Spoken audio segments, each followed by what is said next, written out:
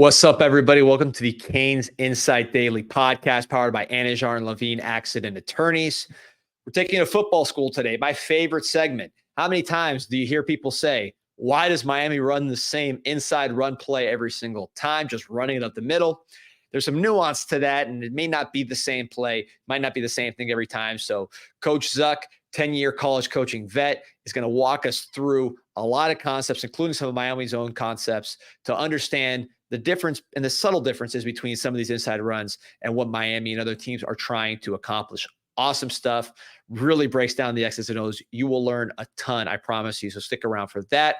First, want to talk about some folks that don't need school, passed law school, and now are top lawyers in the state of Florida, Ariz and Levine Accident Attorneys. If you or someone you care about has been injured in an accident, you may be entitled to significant compensation. 1-800-747-FREE, 1-800-747-3733. Take back control of your life.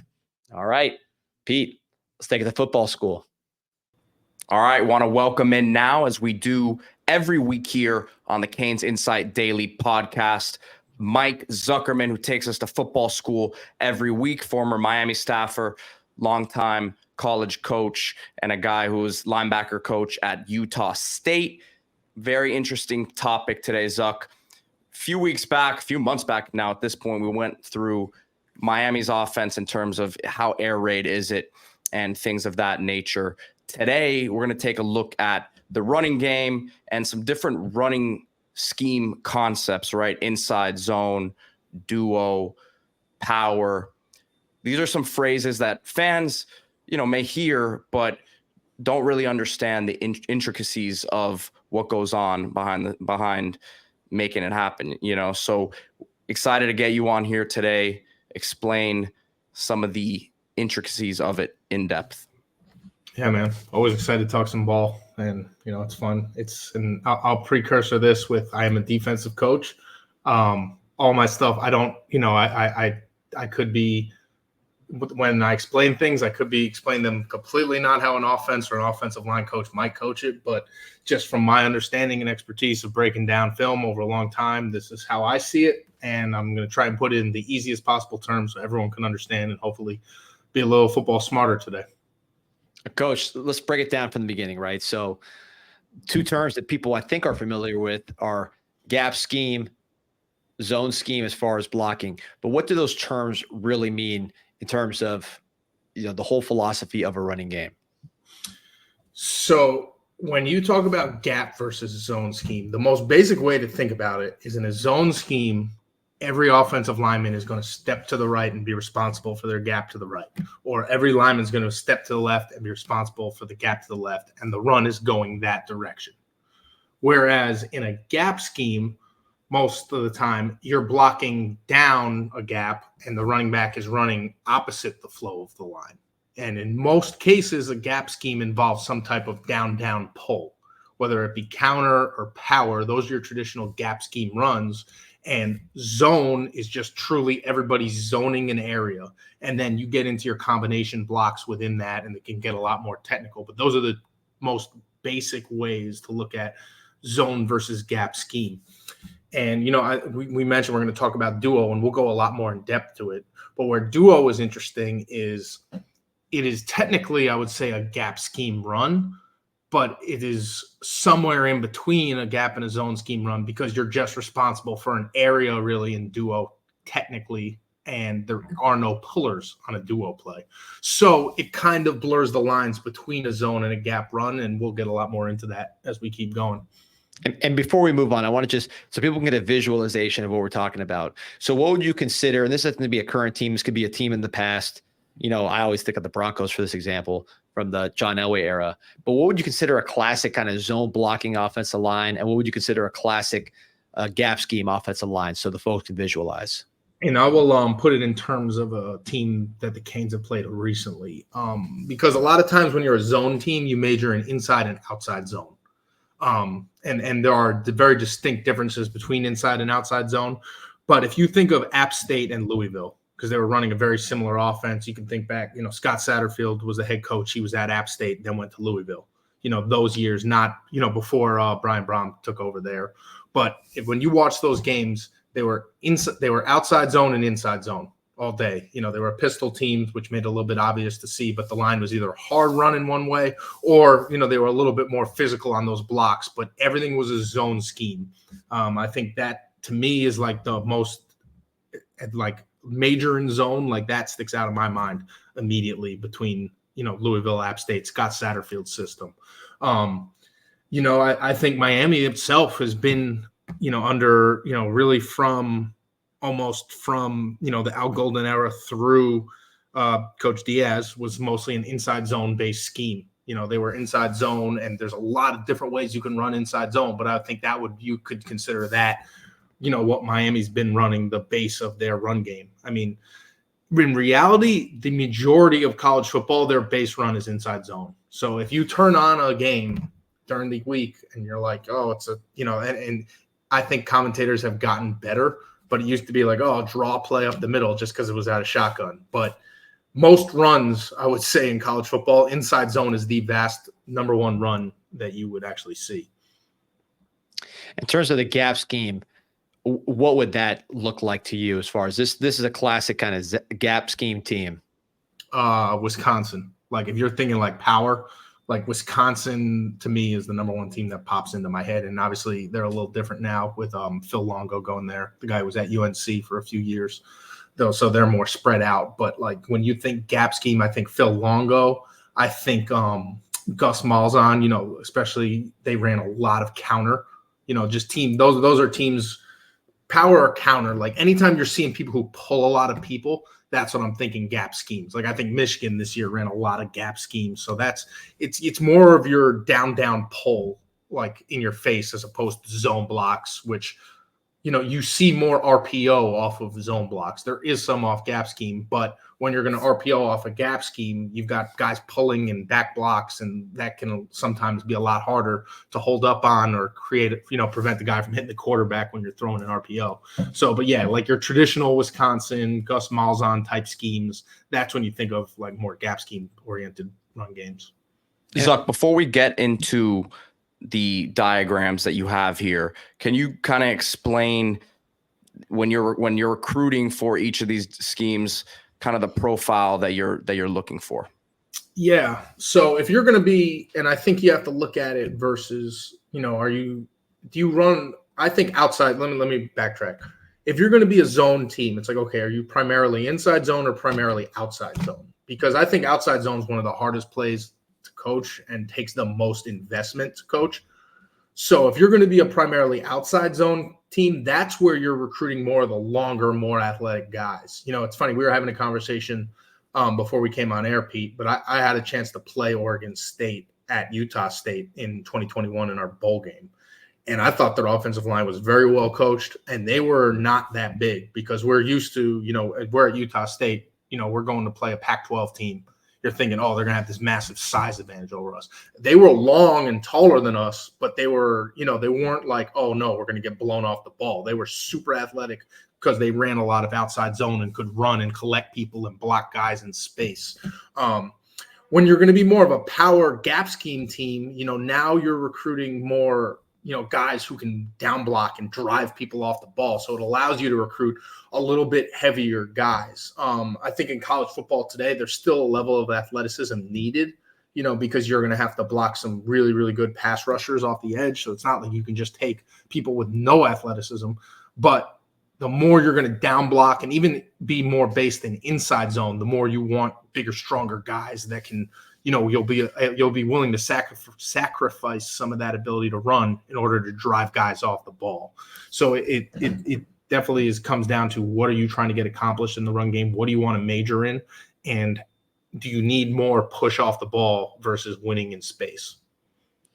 Now, to understand kind of what's happened in 2024, you always need to go all the way back and see the development of these plays. So let's take it back to, you know, Tecmo's Super Bowl, kind of people our age's first experience to the run game, which is the I formation and how these plays developed within that context.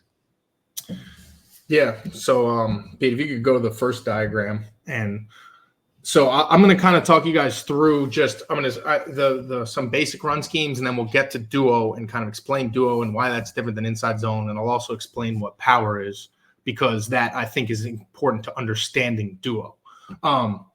But I always like starting with I-backs, and this was actually when I trained my linebackers. I even told them we might see 2 snaps of I-backs this entire season.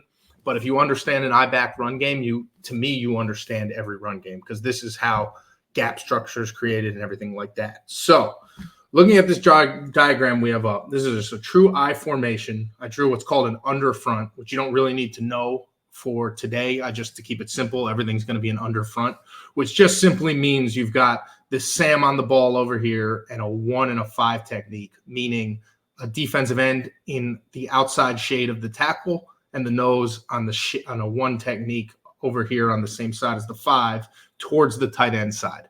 That's all under means. When you talk about inside zone, okay, what an inside zone scheme means is these linemen up here are going to zone to the right. Let's say this is inside zone right. The back is going to roll to this side and really either read this 5 technique or nose guard, just depending on how people coach it, for front side to cut back over here, just based on how those defensive guys are playing. On the offensive line, okay, they're going to start and understand their count and who they're blocking to based off the front side. So this tight end right here blocks out. These 2 guys are technically working together, and people are going to coach this different ways. Some people will say this guard should work with this 5 technique to the mic. Some people will say he should slam back here on the nose and go to the mic. But either way, he's technically responsible for this zone gap right here to the mic. This guy is zoning front side here. Okay, again, he'll have help from one of these guys, or maybe possibly help from this backside guard who's zoning to this gap. Or if they need help here, he's going to hit this 3 technique, combo to there, he'll combo there. And then if you're running a true zone scheme out of I-backs, this fullback has to go back and cut off the remaining guy. So that means the only unblocked guy, if people are playing a quarter scheme, meaning that the safety is a fitter, is this safety, and this receiver is going to go and have to block him.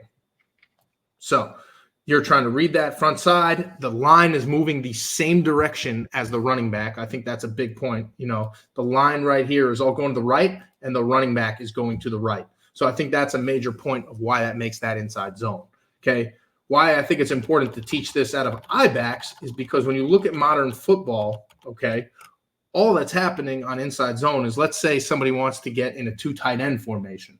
Okay, take this F, put him right here. Now they're in 2 tight ends running inside zone. It's the same play. Okay, now we want to be in an 11 personnel formation and run zone read. Fine, take this out of here, put this F out here. It's all the same exact blocks. Obviously, this will change a little bit of the defensive structure, but now you just read this guy and let's go in the shotgun, but it's the same play. It's just, where is that fullback aligning? Is he a receiver now? Is he going across the ball? All that stuff. But essentially, this is inside zone. Okay, so you've got your line and running back going the same direction, and the running back pressing front side to read it backside. Out of I-backs. Okay. Zuck, not to cut you off, but no, what you're describing there for the Canes fans, you could see Elijah Lofton, the freshman, being pretty dangerous as a guy they move around there, D. Yeah, and I was thinking the same thing, which, Zuck, we're talking about a true freshman for Miami who's really one of the best players in spring, who's a 6'1" tight end, but he's 240. He's really built more like a fullback. So the question is, do you kind of go back to the old smash mouth model with your fullback, or do you try to do something quote unquote more modern? I see fullbacks being used by the Miami Dolphins, by the Niners and stuff like that. Let me ask you, and this is a little bit of an aside, but since we're doing this, if you have a fullback who can handle the lead blocking from just a girth, explosive power standpoint and just toughness standpoint, and he can also line up wide and run routes, and he can also carry the ball, what does that open up for you? I know you're a defensive guy. What problems would that present to you if you do see kind of an I-back or a 2-back set with that kind of personnel on the field? Well, I think it's, in this day and age, it's really hard because you teach this. And like I said, I started with this initially, but then I'll give you an example, at Utah State, then we go play us. We were extremely spread out, and you saw all 11 personnel and 10 personnel pictures. And then all of a sudden we go play Wyoming, and, you can go look at the stats. It didn't go too well for us, but in a week, now you're trying to fit all these 2-back run game. And it's hard because it's not stuff you really see, because yes, this is the most basic way I have drawn up out here, but little variations are simple, right? Like you can line this fullback up over here and motion him down and get to the same play, right? You can start him right here off the ball and just cut off right there. You could start him as a wing over here and bring him back to the same play. You can, from this I-back formation or any of those spots, put him this way and then block out with the tackle on this guy and block out there, okay? So you can see how, like, it's not that different for the offense, and there's lots of little tweaks they can do just to get to where they are. And you can really spot that fullback anywhere. Like I just drew that line, put him out here, motion him in, insert him. And I think, I haven't watched a ton, but I'm pretty sure this is where Michigan made a lot of money, is just different fullback insertions and different points. Because of the offense, they can rep a lot of this, and it's probably all just tags. And that tells them, like, okay, tackle, now you have to go block the defensive end because the fullback has to go block the will. So in 1 week to get ready for that, when all you see is spread offense, is really hard. And especially, I think, when people are motioning from out wide across the ball and things like that, that becomes really tricky, and it's a lot of eye candy for your linebackers. So if you've got a guy who you can move around and do things like that, and then just leave him out there and have him run a route too, so they can't say, oh, he's coming back in always, like that becomes really hard. And if he can do that, then you can line him up in the backfield and motion him out and do stuff like that. And anytime you're motioning, you're forcing the defense to talk and communicate, and something in the structure of the defense, whether it's a check, whether it's a guy having to bump out, whether the safeties have to adjust, like motion makes defenses communicate and adjust. So I think that's little tweaks that make offense simple, that make it hard on a defense, and definitely made it hard on me. The more you can insert guys, the harder the run game is. All right, Coach P, let's look at the next slide here. Yep. So when you talk about zone, now understanding a gap scheme and power, and this, I'll show you how this leads to duo, this is a traditional power play out of I-backs, and there's a couple of different ways you can block it and things like that. But versus this front, the fullback in power is always going to block the Sam. So he's going to go kick out this Sam.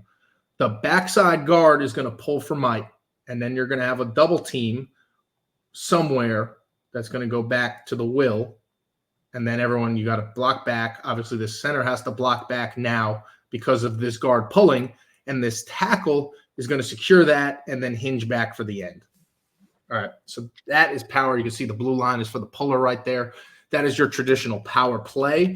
Obviously, there's some ways you can move the fullback around there too. But when you say power, and I'm not going to go too much into power because we're not talking about that, you're thinking fullback, kick out the Sam, guard full, pull for Mike, everybody else down block. And then obviously this play is hitting, normally red, A to B to C to D. The back is hitting it front side and looking front side interior gap to bounce. All right. Why that's important when going to talk about duo. The first way I ever learned duo, and someone described it to me, was duo is power without a puller. Okay. So what that means is that changes all of our combinations on the blocks by one, because right here, you can see with this backfield right here, the fullback is going to kick out Sam, just like power. The back is going to have the same read, A to B to C to D, inside to rolling it off to bounce. Okay. Now your double team with this tight end and tackle, instead of having to go all the way back to the will, we've eliminated that guard pull. So now they have more of a vertical double team based on where that mic is aligned. They're more double teaming. They can really truly fire off straight ahead because they should have a better angle to that mic and can really get more of a powerful down double team on this guy. Now you have two double teams, duo, double is how I kind of learned it. You have a double team here now to get back to that will, who was accounted for by the front side double team in power. And then these two guys on the back side just become true man blockers. They have to handle this tackle right here and this end right here. So same read. The only thing I'd say is a lot of times in duo, not a lot of times, but as an adjustment, sometimes teams, like if they're going to bring these guys in here, you can kind of roll it back off the table, but that's really more of a last resort. And, it's something you game plan. Whereas most of the time in duo, you're trying to bounce this thing front side and then have to put it on this safety who's going to be handled with a crack block or something like that. Okay. Now, why is that hard? Is because this safety, this is not an easy block just from a wide receiver out there. Okay. This nowadays, a fullback just running and blocking a Sam on the line of scrimmage is not. There's not a lot of guys who can do that nowadays with big strong linebackers. Like that is a hard collision.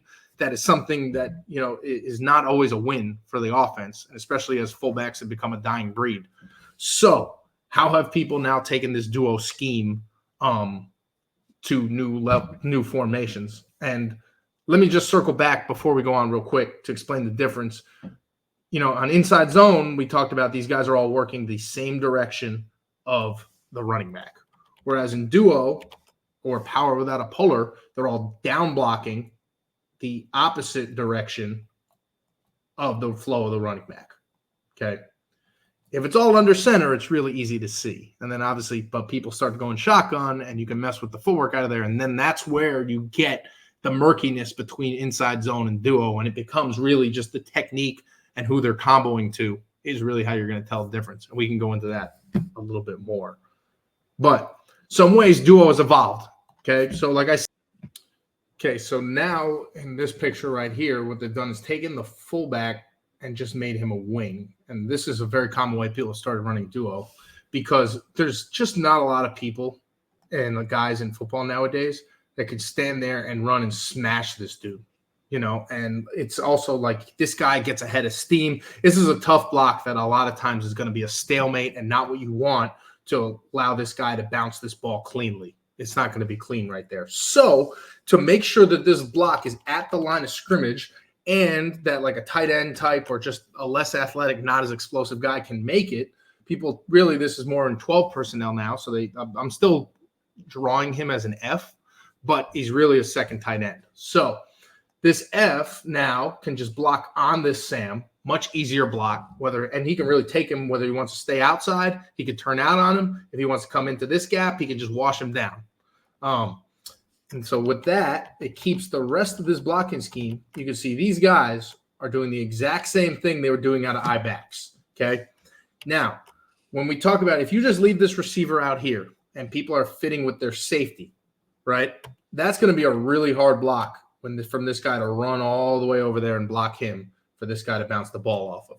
So what people do is they pre-snap motion this guy down or just align him in there with a cut split to allow him to block right there.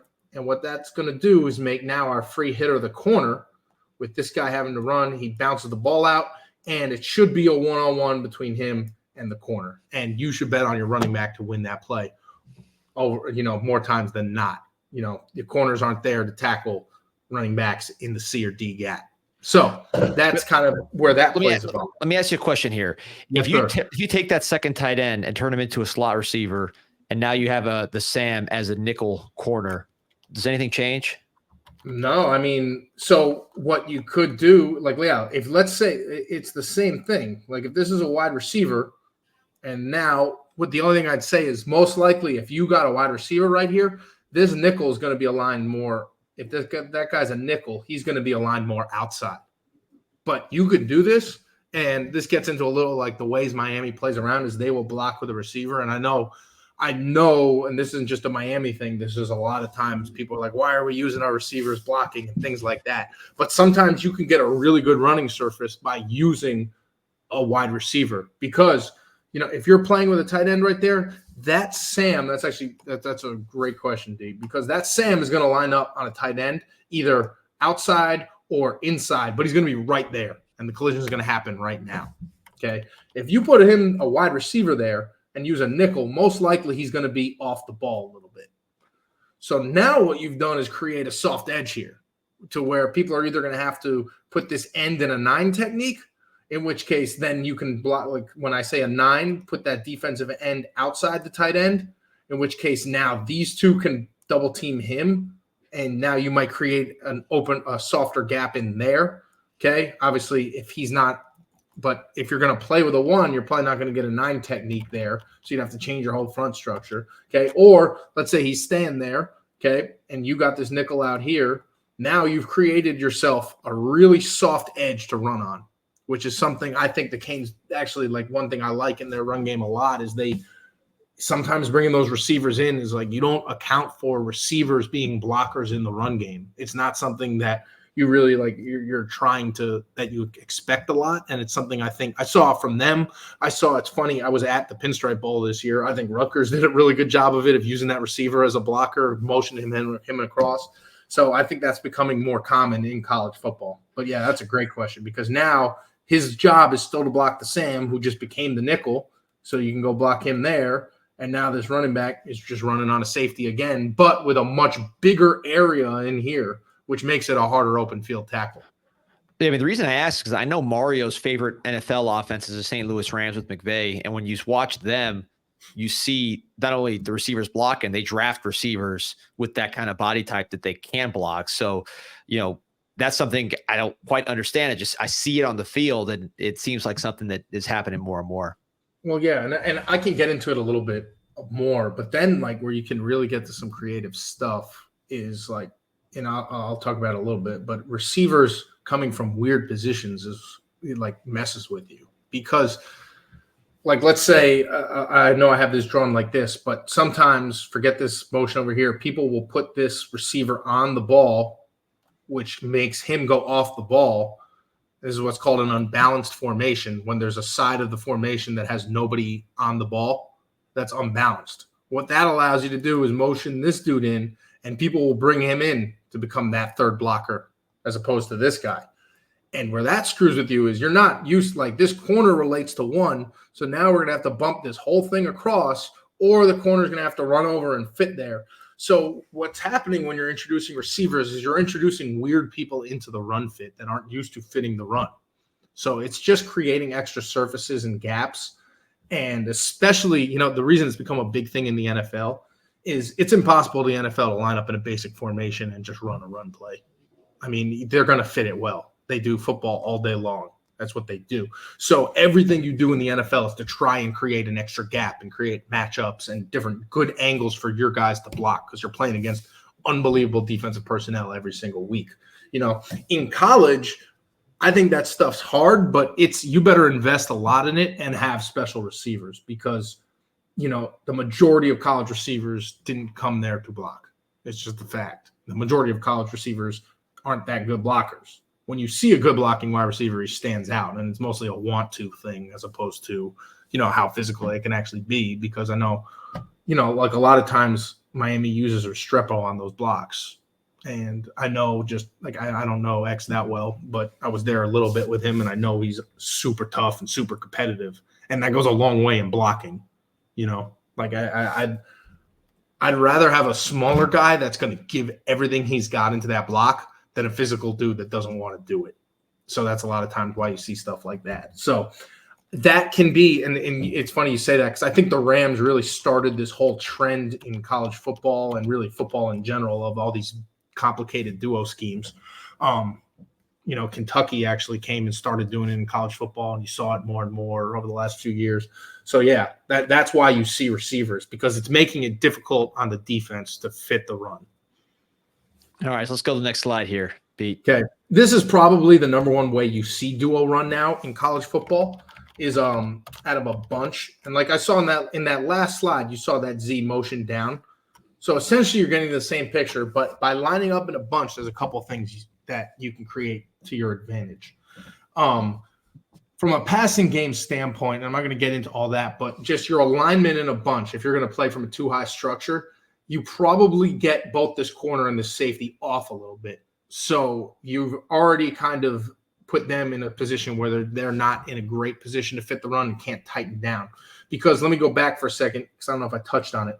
One adjustment that defenses make is if this guy motions down to block to get in better position, this guy will tighten down. And then now the run starts, he goes there. It's really hard for him to make that block anymore.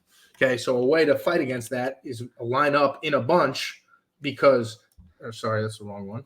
Okay, now he's got to stay there to respect some type of pass responsibility, things like that. He can't just tighten down unless a team's going to go to true single high, man-to-man, and then everyone's going to be on a man, and you'll end up with the same issues. I can talk about that in a second. But even if it is single high, in this picture, he'd be responsible for that guy, and you can't get too far down in there because there's all these bodies. And in man, you run into traffic issues and things like that. So by getting in a bunch, we've created a surface that's more favorable to run on. I flipped the Y and the F here, but it really doesn't matter. It's just who's in what position. The further outside guy goes and blocks the Sam here, and the F just takes his job on this double team. But you can see for these guys, and really if you just treat the F as a Y from the other pictures, it's the same blocking scheme, okay? Now, the reason the bunch, again, you get this easy block on the outside right there, and if a team wants to line up this guy out here, now you can actually fold this dude underneath. And what a lot of teams like that is because now you've moved the corner that much closer to the core to make a tackle, okay? And it gives him a little bit of an easier block as opposed, he can't really get through there with that Sam right there. So he comes underneath for this safety. The corner is now basically right at the point of attack and having to make that play in the hole. So that's a very, very common way people are blocking duo nowadays. You see a lot out of a bunch, and I see the Canes have done that a lot as well. And understand that just because, like I have it drawn under center here, but you could put the quarterback back here and put the running back right here and just have him go 1-2 and then read that thing inside out, and it's the same play. Okay. Why now? People also will run inside zone, and it looks extremely similar to this. I'm going to try and point out a couple things that are a little different. In a duo scheme, unless you know movement is coming initially, like these guys are pretty much man blockers. They have these two wherever they go, meaning he goes inside, he's going to slam down. He goes inside, he's going to slam down. Okay. In a zone scheme, this guy is really going to help whatever comes into the A gap. And yes, technically these two are responsible for those two. But if he were to slam down, you'd want this guy to take this over and this guy to climb to that will. So it's a little bit different. The running back's aim point is going to be a little different in a zone scheme because he's really going to be looking front side, this gap first, and then looking to wind it back as opposed to initially starting front side and hitting it back on this side being really a secondary read. So, and then it's just all in the footwork too. Like this guard is going to be he's probably going to step a little bit more vertical to play side, knowing that he has to work to this area as opposed to where we can really work vertical right here with this guy track. Most likely he's going to be downhill and you're not going to have to worry about this guy because he has him. So it's just kind of in the technique side of it and where the back is looking. But they are extremely similar plays. I mentioned this, and I'll talk about it here. One thing that people have started doing in college football is traditionally, and I can draw it out of a bunch because it becomes the same thing. One way that, or not, let me draw that. One thing people do is they're going to run duo from this set. Okay, that's fine. Now it's like your traditional I-back set. Your line is going to the left and your back is going to the right? Okay, well, I was around some coaches that were like, well, we don't run duo. We run wrong way inside zone. Okay, so you're going to run all these zone blocks and maybe they're going to step a little bit more this way to the left and you're going to have this guy step and then read it here to cut back from the wrong way because you're trying to break a tendency with your running back. But if you ever hear someone say wrong way inside zone, at least from a defensive perspective, wrong way inside zone and duo are essentially the same exact play. So that's, and again, it blurs. I talk to guys. I've had a lot of conversations with guys throughout football. Inside zone and duo can get blurry, especially in the shotgun. So it's not, like, oh, we run this, we run that. It's like, yeah, it is one of those, but it's very easy to say it's also something else. So and with duo, and you mentioned this earlier, I just want to confirm, there's always going to be two double teams, right? That's the duo part of it. Yeah, because let's say the other way that they're going to line up here is, let's say you put this nose on this side and you put this 3 technique there. Then you're going to have your double there and you're going to have your double there. There's always going to be 2 doubles. The only way you're not going to have 2 doubles is if the front or defense dictates it. Like, let's say that there's some tell in this defense, because what offensive line coaches do are going to say, well, this Mike, all of a sudden he's aligned out here. Well, that tells me that these guys are all going to slant that way, right? This is what offensive line coaches and tight end coaches are paid to do, is find your tells as a defense. Well, if I know that I'm going to get movement, I probably have some type of call that's going to tell me, hey, we're getting movement. So now let's just everybody gap back. screw the combinations. Everybody gap back and collect what's there. So it can sometimes look like no combinations, no double teams, but most likely that's because they are playing for movement. Or sometimes when you play a team offensively, and this has happened to me before, when you're a defense that moves and blitzes a lot, sometimes they're not going to worry about combinations. They're like, we're going to get such a high percentage of pressure that we're going to gap it back right away and just not worry about it and sort all that stuff out, which the same thing happens in inside zone.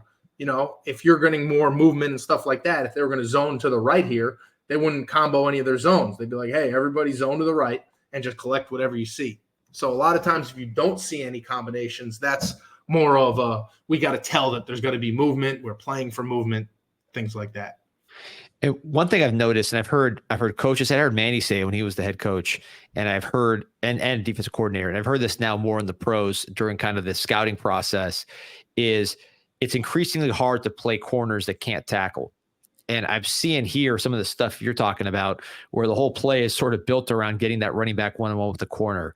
Is that something you've seen change over the course of your career? I know there were, the bubbles and all that stuff, and the screen game has something to do with it, but you're showing straight run games, and it's the same thing. I think there's been an evolution back to trying to get the run on the corner in like a pro style type game with bringing in all the duo and things like that.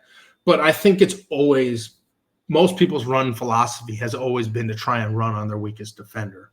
This is kind of full circle because when there was more pro style run game, it's how do we get the run onto their weakest run defender? It's always been to try and get to him, and whether it is a running back on the corner or whether you're going to throw an RPO hitch to try and isolate the corner or something like that. Everything's in space nowadays, whether or bunched up in here is now you're starting to see the trend. But if your corner can't tackle, people are going to find a way to attack that corner.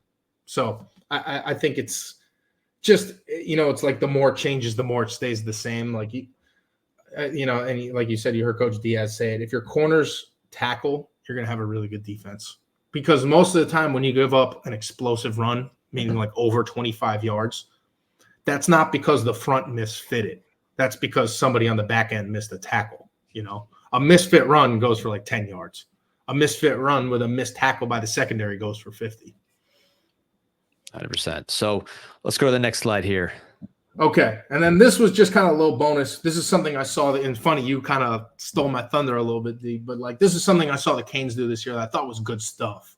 They got an 11 personnel, and I believe this was Restrepo, but I could be wrong. But they essentially, you got 3 receivers over here on your right, and they had this nub set in the boundary. So you've already in the run game introduced that a corner or somebody 1 DB backside is going to have to account. When most defensive structures are going to have to account for this gap. Then what Miami started doing is they brought this guy in motion, still snapped the ball when he's over here, and brought him to block this guy. Okay. Why is this still duo? All right.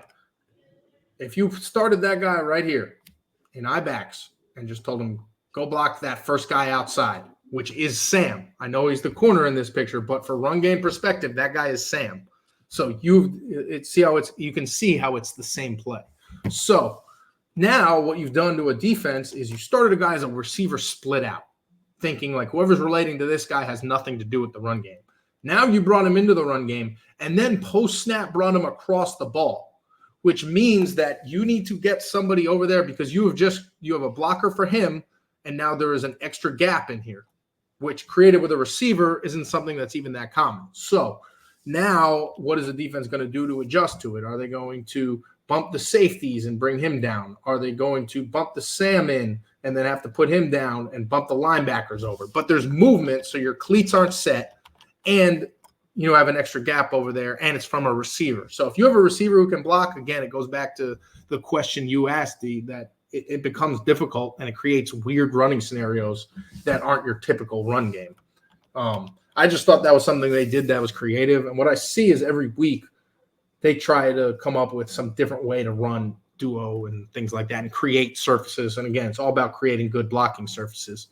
If a team is going to play with this end, you can see this side has a 3 and a 5 technique, meaning outside shade of the tackle, outside shade of the guard. if people are going to give you this guy lined up inside the tight end versus a nub, a lot of teams like to down block here and bring somebody else back to kick out there. It's an easy block on the tight end. If you play with a 9, meaning outside of the tight end, now this guy has to block out, and people might not want to insert their receiver as much in there, so it just kind of changes things in terms of how you want to attack, which is the stuff you're looking for in your run game. Like, okay, what are our easy blocks and things that can allow us to gain a gap that we can accomplish? And you can see right here, too, just going back to the inside zone versus duo. To me, this is on a duo block. This guy's just going to straight turn out. He's going to have, like, he knows that this ball is not coming out here. Whereas in zone, he's going to step a little bit more aggressively to here, because if he comes inside, we're going to try and bounce that thing out there. And it's a little bit more of a true roll into it as opposed to a sidestep downhill. But some people coach inside zone like as only a here-to-here play and a cutback play. Again, inside zone and duo. Some people, I talked to you about this, D. Some people on inside zone nowadays with their front side tackle step inside first and will step down and slam this guy hard here. So they've taken duo concepts and implemented them into inside zone. So it's really all blurred together. And I think the biggest thing to look at is what is the run game like? What are they actually trying to accomplish in their run game? And like just little technique things. But, you know, they are similar in the end of the day. Let me ask you a couple questions on this. Just terminology used. Nub. When you say nub, what do you mean? Okay, so a nub is anytime you're lined up, and people have different words for it, but with one side is just a tight end. So there's nobody split out to one side. It's just a tight end. That is traditionally called a nub. Got it. And then you keep saying blocking surfaces, which understand that generally. But when you say blocking surfaces, what do you mean? Okay, so a blocking surface is how many men past the center there are. So like right here on the right, this is a 2-man surface, guard tackle. This is a 3-man surface, guard tackle, tight end. Okay. If you will go back to the tight end, go back to the tight end wing set. Okay. This is a 4-man surface. 1, 2, 3, 4. Some people, and you might even consider this bunch, you might consider a 5-man blocking surface. It's essentially just how many people you have lined up in a blocking position next to the center. Got it. And one thing, you can go back to the play the Miami ran where the Z came across the formation. Is this something you would do differently if you were expecting man coverage or zone coverage, or how does that impact how you run this play? To me, it's more how a team's adjusting, whether it's man or zone. Like I said, like in a zone, most of the time you're relating to people. So I said zone defense. I mean, not the blocking. Right. No, that's what I'm saying. Okay. So if it's a zone scheme on defense, somebody's got to relate to this guy. And a lot of times in zone schemes, it doesn't matter who's who, whether they're receivers or tight ends. It's a matter of what number they are in relation to the center. So when I say that, like from the defensive structure, people normally count outside in just in terms of general defensive football. So this is number 1, this is number 2, this is number 3. So somebody's got to relate to these guys. And then normally this guy, it's from the center out. So this guy is 2 on the weak side and this guy is 1 on the strong side. In a zone scheme, when this guy motions, he really became 1 or 2 on this side. So right now, if you just look post-snap where he ends up, he actually ends up 1. The tight end ends up 2, and this guy ends up 3. So what that means is whoever's relating to who, and again, I just have a generic defense drawn up, but has to count to their new 2. If this guy was a 3-player, bump to his new 3, and this guy was relating to 2, has to bump in and relate to his new 3. Or his new 2, excuse me. Got it. If that makes sense. Or whatever, however you want to put it. I didn't really draw that clear. But essentially they have to bump to relate to people in the zone scheme, which if teams are good at that, that shouldn't be that much of a problem.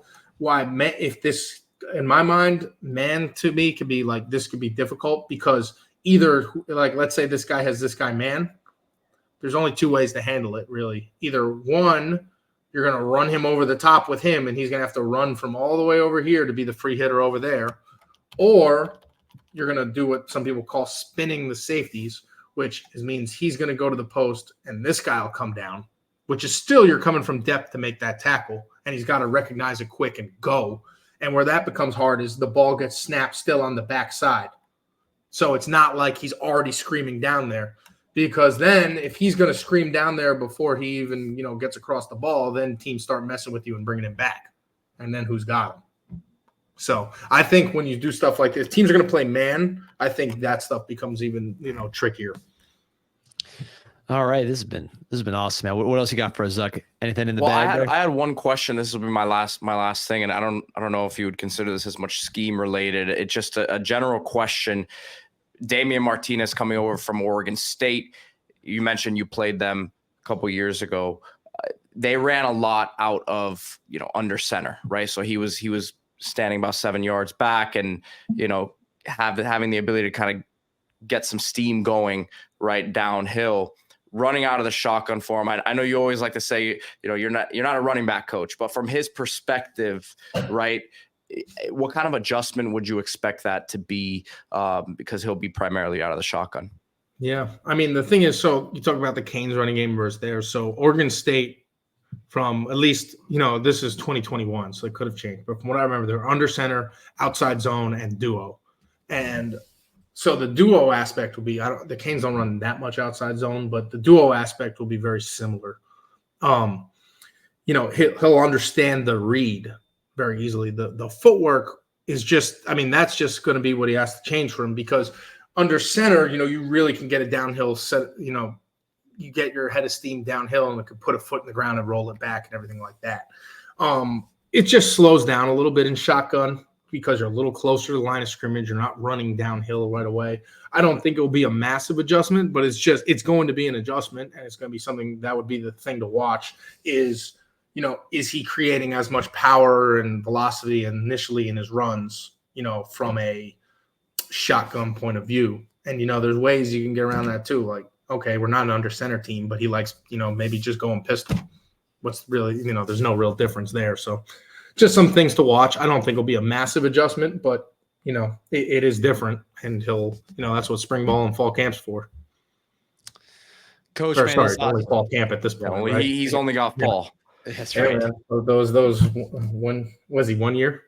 1 year. Well, technically, he's coming in as a junior, so he could be, but how you got to expect him to try to be a one and out guy. The world of the portal. Yeah. Talked about it last week, by the way. If you guys didn't see the football school last week with the portal, Coach Zuck broke that down. I think you're a little more in your element though with this new teleprompter, which is awesome. If you guys are listening on audio, definitely check out the video so you can see Coach Zuck Picassoing up the teleprompter, which you learned quick, man. That was awesome. Yeah, so, I apologize for the handwriting. No, that was great. So, Coach, man, again, appreciate you coming on. We'll have you back next week. This is going to be when people ask me why we run the same running play every single time, I can now just insert this link to this video and have people watch this instead of asking the same question for every coach we've ever had since I've been on the internet. And apparently that happens everywhere. Let me speak for all offensive coaches everywhere. They're not just running the ball up the middle. I promise you, it's something that they practiced and schemed and tried to make. It's not just running the. Nobody wants to just run the ball up the middle for 0 yards. I promise you, that's not what they're trying to do. I think the offense is going to run for a lot of yards next year with the offensive line and with Damian Martinez and with some of the plays that we've seen today. So again, Coach, man, appreciate you. Congrats on some personal successes. And we'll talk to you next week. All right, man. Talk to you soon.